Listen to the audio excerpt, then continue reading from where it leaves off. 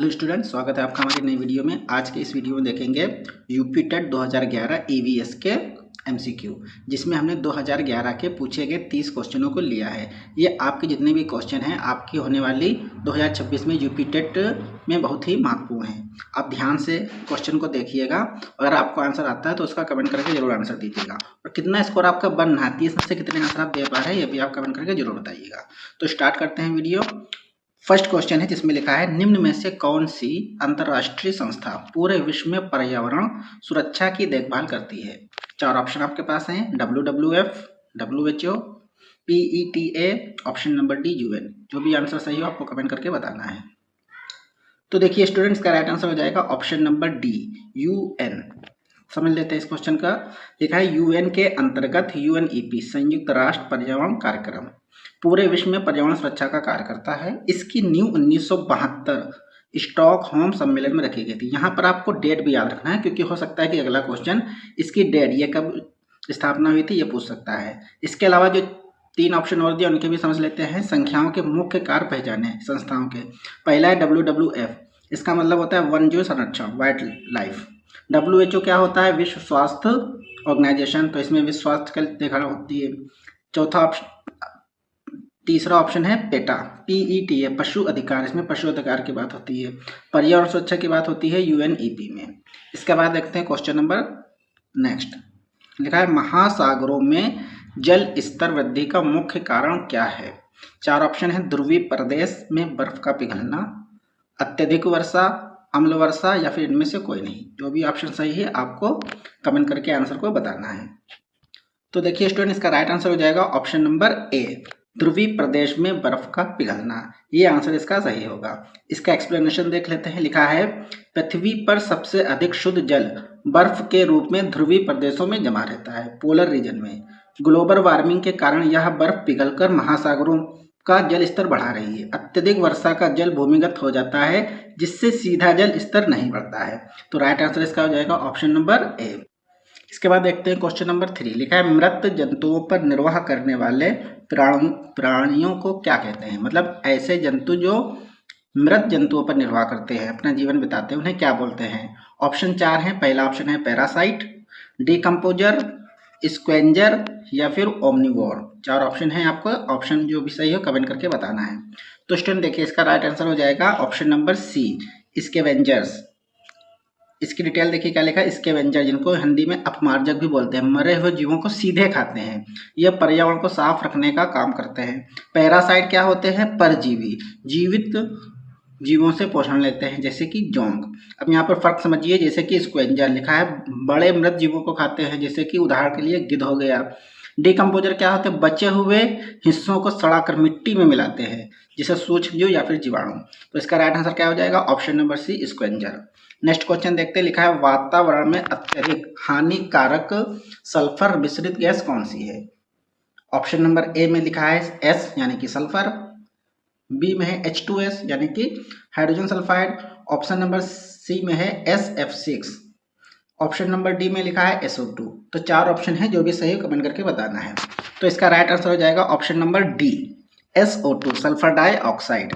इसकी डिटेल देख ली। लिखा है SO2 यानी कि सल्फर डाइऑक्साइड एक अत्यंत हानिकारक वायु प्रदूषक गैस है।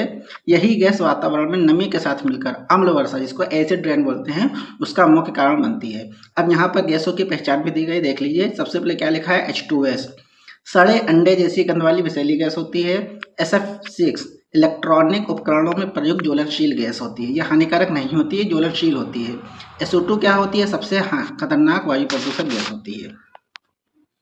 नेक्स्ट क्वेश्चन देखते हैं। लिखा है, विश्व ऊष्मायन यानी कि ग्लोबल वार्मिंग, जिसको हम लोग ग्लोबल वार्मिंग बोलते हैं, हिंदी में बोलते हैं विश्व ऊष्मायन के लिए निम्न में से कौन सा एक कारक है। कौन सा कारक है। ऑप्शन 4 दिए हैं आपके सामने। वाहनों से निकली गैस, पेड़ पौधों से निकली गैस, भट्टियों से निकली गर्म हवा, या फिर रसोई गैस। चार ऑप्शन है, जो भी ऑप्शन सही हो आपको बताना है।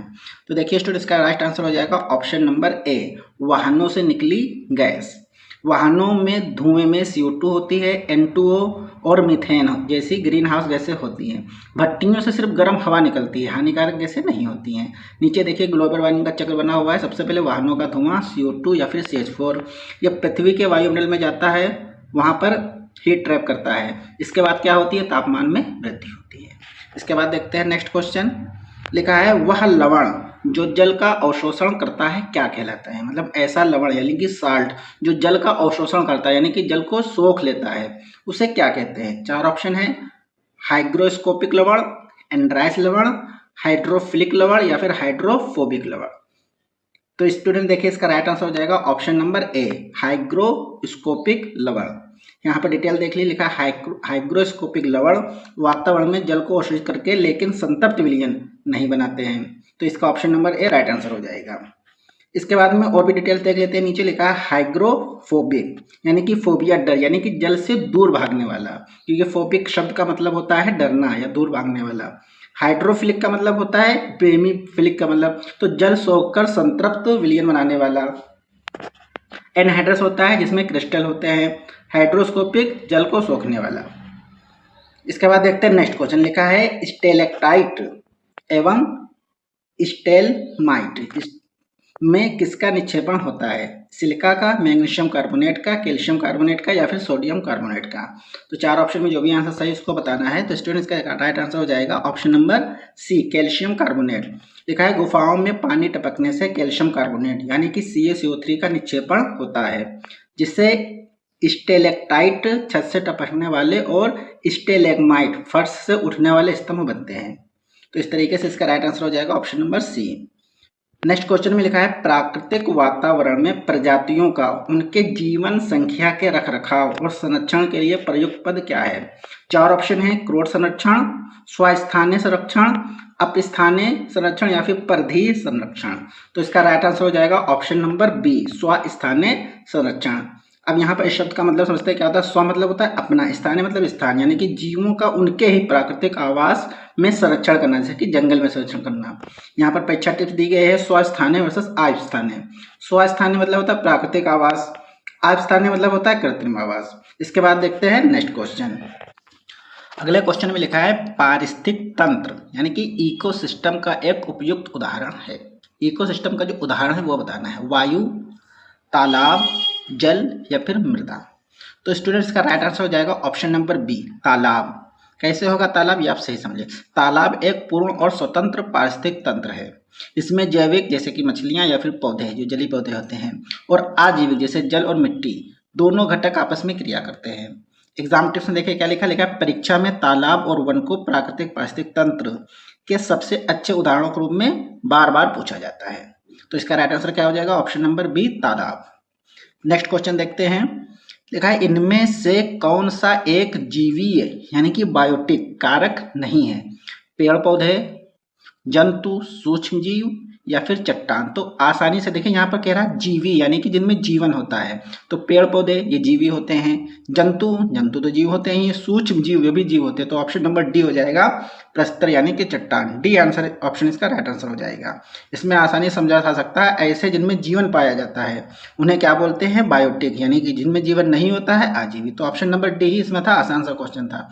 नेक्स्ट क्वेश्चन देखते हैं। लिखा है विश्व पर्यावरण दिवस कब मनाया जाता है। वर्ल्ड एनवायरनमेंट डे 5 नवंबर को, 5 जनवरी को, 5 जून को या फिर 5 सितंबर को। बहुत ही इजी क्वेश्चन है, बहुत इंपॉर्टेंट। अगर हम ईवीएस पढ़ रहे हैं तो हमको ये जरूर पता होना चाहिए कि विश्व पर्यावरण दिवस कब मनाया जाता है। तो इसका राइट आंसर हो जाएगा ऑप्शन नंबर सी, 5 जून को। ये आप याद रखिएगा। देखिए नीचे लिखा पर्यावरण संरक्षण के प्रति वैश्विक जागरूकता फैलाने के लिए यह दिवस मनाया जाता है। संयुक्त राष्ट्र द्वारा हर साल 5 जून को इसे आयोजित किया जाता है। नेक्स्ट क्वेश्चन देखते हैं। लिखा सूर्य की हानिकारक किरणों से पृथ्वी को कौन सा स्तर सुरक्षित रखता है। आयन मंडल, ओजोन स्तर, क्षोभ मंडल या फिर चुंबक मंडल। 4 ऑप्शन हैं, जो भी ऑप्शन सही है कमेंट करके आपको बताना है। तो स्टूडेंट इसका राइट आंसर हो जाएगा ऑप्शन नंबर बी, ओजोन स्तर। तो देखिए यहाँ पर एक्सप्लेनेशन में लिखा है ओजोन परत सूर्य से आने वाली हानिकारक पराबैंगनी जिनको हम लोग बोलते हैं अल्ट्रावायलेट किरणें, इनको सोख लेती है। ये पृथ्वी पर जीवन की रक्षा के लिए एक ढाल का काम करती है। इसके बाद देखते हैं नेक्स्ट क्वेश्चन। इसमें लिखा है किसी जगह के फ्लोरा तथा फौना क्या सूचित करते हैं। फ्लोरा और फौना क्या सूचित करते हैं। 4 ऑप्शन हैं, पेड़ पौधों एवं जंतुओं को, मछलियों एवं पेड़ पौधों को, जंतुओं एवं मछलियों को या फिर पक्षियों और पेड़ पौधों को। 4 ऑप्शन है, जो भी ऑप्शन है सही आपको बताना है। इसका राइट आंसर हो जाएगा ऑप्शन नंबर ए, पेड़ पौधे एवं जंतुओं को, यानी कि फ्लोरा तथा फौना क्या सूचित करते हैं, पेड़ पौधों और जंतुओं को।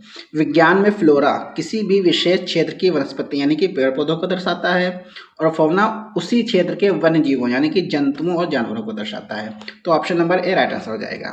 नेक्स्ट क्वेश्चन में लिखा है ध्वनि या ध्वनि प्रदूषण को किस इकाई में मापा जाता है, फोन में, डेसी में, डेसिबल में या फिर डेसीमल में। तो चार ऑप्शन है, आपको इसमें आंसर जो भी सही हो बताना है। तो स्टूडेंट इसका राइट आंसर हो जाएगा ऑप्शन नंबर सी, डेसिबल में। ध्वनि की तीव्रता या प्रबलता मापने की मानक इकाई डेसिबल होती है। आमतौर पर 80 डीबी से अधिक की ध्वनि को हानिकारक या प्रदूषण माना जाता है। यह बात आप ध्यान रखिएगा, ये यूपी टेट सीटेट में बहुत पूछा जाता है कि कितने डेसिबल से अधिक की ध्वनि हानिकारक या प्रदूषण माना जाता है। तो 80 डीबी से अधिक की ध्वनि को माना जाता है। इसके बाद देखते हैं क्वेश्चन नंबर नेक्स्ट, लिखा है निम्न में से कौन सा पदार्थ पर्यावरण के सबसे अधिक हानिकारक है, कागज, कपड़ा, धातु, प्लास्टिक। तो बहुत ही इजी क्वेश्चन है। सबसे जो हानिकारक होता है पर्यावरण के लिए वो होता है प्लास्टिक। तो ऑप्शन नंबर डी इसका राइट आंसर हो जाएगा। क्यों होता है ऐसा देख लीजिए, बायोडिग्रेडेबल, प्लास्टिक एक नॉन बायोडिग्रेडेबल गैर अपघटनीय पदार्थ, यानी कि ये जल्दी से अपघटित नहीं होता है। यह प्राकृतिक रूप से गलता नहीं, इसका मतलब सैकड़ों सालों तक धरती पर बना रहता है और भारी प्रदूषण फैलाता है। तो इसका राइट आंसर हो जाएगा option number D, plastic. Next question है जिसमें लिखा है पेड़ पौधे प्रदूषण को घटाते हैं क्योंकि ये अवशोषण करते हैं, यानी कि पेड़ पौधे जो होते हैं प्रदूषण को घटाते हैं। तो ये क्या अवशोषित करते हैं, चार ऑप्शन है। तो यहाँ पर देखिए चौथा, चार ऑप्शन में बी ऑप्शन जिसपे ग्रीन टिक है तो लिखा है कार्बन डाइऑक्साइड। इसका राइट आंसर हो जाएगा कार्बन डाइऑक्साइड। क्यों होता है इसका रीजन समझ लेते हैं। लिखा है पेड़ प्रकाश संश्लेषण के दौरान यानी कि फोटोसिंथेसिस के दौरान हवा से कार्बन डाइऑक्साइड ग्रहण करते हैं और प्राणवायु ऑक्सीजन छोड़ते हैं। परीक्षा में ग्रीन मफलर के बारे में पूछा जा सकता है। यह योजना पेड़ों के माध्यम से ध्वनि और वायु प्रदूषण दोनों को कम करने में जुड़ी है। नेक्स्ट क्वेश्चन देखते हैं। लिखा है भूकंप की तीव्रता किसमें मापी जाती है। आपने देखा होगा अक्सर भूकंप आते रहते हैं, विदेशों में, हमारे भारत में भी कुछ कई बार आ चुके हैं। तो इसकी तीव्रता कैसे नापते हैं, बोफोर्ट पैमाने से, डेसिबल में, न्यूटन में या फिर रिएक्टर पैमाने में। तो इसका राइट आंसर हो जाएगा ऑप्शन नंबर डी, रिएक्टर पैमाने में। तो देख लेते हैं इसका जो है डिटेल से। लिखा है सीस्मोग्राफ यंत्र का उपयोग करके, कौन सा यंत्र दिया है, सीस्मोग्राफ उपयोग करके रिएक्टर पैमाने पर भूकंप की तीव्रता और ऊर्जा मापी जाती है। याद रखना रिएक्टर पैमाने का प्रत्येक अगला अंक पिछले अंक से 10 गुना अधिक भूकंपी ऊर्जा को दर्शाता है। काफी महत्वपूर्ण बात है। इसके बाद देखते हैं नेक्स्ट क्वेश्चन। लिखा है निम्न में से कौन विश्व ऊष्मायन का प्रमुख कारण है। अभी ये क्वेश्चन आ चुका है, कुछ क्वेश्चन इसमें रिपीट भी हो रहे हैं रिवीजन के लिए। जल प्रदूषण, मृदा प्रदूषण, वायु प्रदूषण या फिर ध्वनि प्रदूषण। तो इसका राइट आंसर हो जाएगा वायु प्रदूषण। यहाँ पे देखिए लिखा है वायु प्रदूषण के कारण वातावरण में ग्रीन हाउस गैसें जैसे CO2, मीथेन या फिर CFC जिसका पूरा नाम है क्लोरोफ्लोरोकार्बन की मात्रा तेजी से बढ़ती है, जो सूर्य की गर्मी को रोककर पृथ्वी का तापमान बढ़ाती है। Carbon dioxide CO2 global warming के लिए सबसे अधिक उत्तरदायी गैस मानी गई है। नेक्स्ट क्वेश्चन इसमें लिखा है महासागर पृथ्वी पृष्ठ के अधिकांश जगह को आवृत किए हुए है। क्या क्वेश्चन है, महासागर पृथ्वी पृष्ठ के अधिकांश जगह को आवृत किए हुए है, जो लगभग है 3/4 यानी कि 1/3, 1/2 यानी कि हाफ, 1/4 यानी कि 4 या फिर 2/3, 2/3। कौन सा ऑप्शन सही होगा आपको कमेंट करके बताना है। काफी इजी क्वेश्चन है, आप बचपन से ही पढ़ते आ रहे होंगे। तो देखिए इसका राइट आंसर हो जाएगा ऑप्शन नंबर ए, 3/4 यानी कि 3/4 जो एरिया कवर किया वो महासागरों ने किया हुआ है। तो नीचे देखिए लिखा है डिटेल से पृथ्वी के कुल क्षेत्रफल के लगभग 71% हिस्से पर जल महासागर मौजूद है, जिससे भिन्न के रूप में मोटे तौर पर, यानी कि मोटे मोटे तौर पर परफेक्ट नहीं है क्योंकि 71% अगर हम भिन्न में बदलेंगे तो कुछ और आएगा, 3/4 कहा जाता है। इसी विशाल जल भंडार के कारण अंतरिक्ष से देखने पर पृथ्वी नीली दिखाई देती है, इसलिए इसे नीला ग्रह भी कहा जाता है, ब्लू प्लैनेट। नेक्स्ट क्वेश्चन लिखा है कीटनाशियों पेस्टिसाइड्स के अत्यधिक इस्तेमाल से मुख्य रूप से कौन सा प्रदूषण होगा। वायु प्रदूषण, ध्वनि प्रदूषण, जल प्रदूषण या फिर इनमें से सभी। जो भी आंसर सही हो कमेंट करके आपको बताना है। तो स्टूडेंट देखिए इसका राइट आंसर हो जाएगा ऑप्शन नंबर सी, जल प्रदूषण। लिखा है खेतों में डाले गए रासायनिक कीटनाशक बारिश के पानी से बहकर नदियों, झीलों और भूजल यानी कि ग्राउंड वाटर में मिल जाते हैं, जिससे जल प्रदूषण होता है। कीटनाशकों का रसायनों के रूप में खाद्य श्रृंखला में प्रवेश करना, जीवों में जमा होना बायो मैग्निफिकेशन कहलाता है। इसके बाद देखते हैं नेक्स्ट क्वेश्चन लिखा है, निम्न में से कौन वायु प्रदूषण का एक उदाहरण है? धुआं और कुहासा यानी कि स्मोक, वायु से निकलने वाली गैस, जलती हुई लकड़ी या चारकोल से निकली गैस, या फिर इनमें से सभी। जो भी आंसर सही हो कमेंट करके आप बताइए।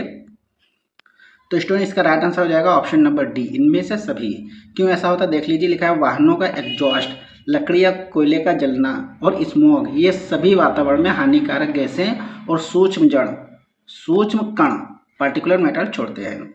वाहनों से धुएं से निकलने वाली कार्बन मोनोऑक्साइड गैस सबसे खतरनाक गैस है, जो सीधे मानव रक्त में ऑक्सीजन के प्रवाह को रोक देती है। इसके बाद देखते हैं नेक्स्ट क्वेश्चन लिखा है, भारत तथा दूसरे देशों में प्रदूषण को रोकने के लिए बनाए गए नियम डैश, यहाँ पे क्या खाली जगह में जो आएगा बताना है, का प्रयोग पूर्णतः रोकते हैं? कागज के थैले, प्लास्टिक के थैले, नॉयलैन के थैले या फिर चमड़े के थैले। आपने अक्सर देखा होगा मार्केट में कभी हम जाते हैं, कभी कभी ऐसा होता है प्लास्टिक के थैले बैन होते हैं, दुकानों पे नहीं मिलते हैं। इससे पहले भी एक क्वेश्चन आ चुका है जिसमें पूछा गया था सबसे ज़्यादा प्रदूषण कौन फैलाता है, तो प्लास्टिक ऑप्शन में सही था। तो यहाँ पर प्लास्टिक के थैले हो जाएगा right answer, option number B. यहाँ पे देखिए पूरा नोट लिखा हुआ है, प्लास्टिक नॉन बायोडिग्रेडेबल अपशिष्ट है, यह सूक्ष्म जीवों द्वारा विघटित नहीं होता है, सैकड़ों वर्षों तक मिट्टी और जल को प्रदूषित करता है।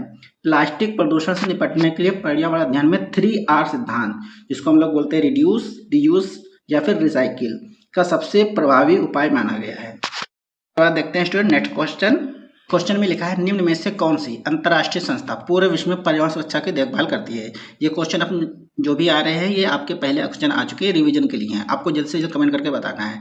WWF, WHO, पेटा या फिर UN। तो इसका राइट आंसर हो जाएगा UN। नेक्स्ट क्वेश्चन देखते हैं, लिखा है महासागरों में जल का स्तर वृद्धि का मुख्य कारण क्या है? ध्रुवीय प्रदेश में बर्फ का पिघलना, अत्यधिक वर्षा, अम्ल वर्षा या फिर इनमें से कोई नहीं।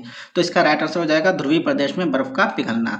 नेक्स्ट क्वेश्चन देखते हैं, इसमें लिखा है मृत जंतुओं पर निर्वाह करने वाले प्राणियों को क्या कहते हैं? पैरासाइट, डिकम्पोजर, स्क्वेंजर या फिर ओमनीवोरस। तो इसका राइट आंसर हो जाएगा option number C, scavengers. Next question देखते लिखा है वातावरण में अत्यधिक हानिकारक सल्फर मिश्रित गैस कौन सी? तो इसका राइट आंसर हो जाएगा option number D, SO2। Next question देखते लिखा विश्व उष्मायन के लिए निम्न में से कौन सा एक कारक है? वाहनों से निकली गैस, पेड़ पौधों से निकली गैस, भट्टियों से निकली गर्म हवा या रसोई गैस। तो इसका राइट आंसर हो जाएगा ऑप्शन नंबर ए, वाहनों से निकली गैस। नेक्स्ट क्वेश्चन लिखा है वह लवण जो जल का अवशोषण करता है क्या कहलाता है? हाइग्रोस्कोपिक लवण, एंड्राइस लवण, हाइड्रोफिलिक लवण या फिर हाइड्रोफोबिक लवण। तो ऑप्शन नंबर ए, हाइड्रोस्कोपिक लवण राइट आंसर होगा। नेक्स्ट क्वेश्चन में लिखा है स्टेलेक्टाइट एवं स्टेलेगमाइट किसका निक्षेपण होता है? सिलिका का, मैग्नीशियम कार्बोनेट का, कैल्शियम कार्बोनेट का या फिर सोडियम कार्बोनेट का। इसका राइट आंसर हो जाएगा कैल्शियम कार्बोनेट का। तो स्टूडेंट इस तरीके से जितने भी क्वेश्चन हमने लिए थे 2011 के यूपी टेट EVS पेपर से, ये आपके सभी क्वेश्चन हो गए हैं। नेक्स्ट क्वेश्चन में हम देखेंगे सन 2013 का EVS का क्वेश्चन। इसी तरीके से वीडियो को देखते रहिए। अगर आपको वीडियो अच्छी लगी है तो वीडियो को लाइक करके चैनल को सब्सक्राइब जरूर कर दें। Thank you.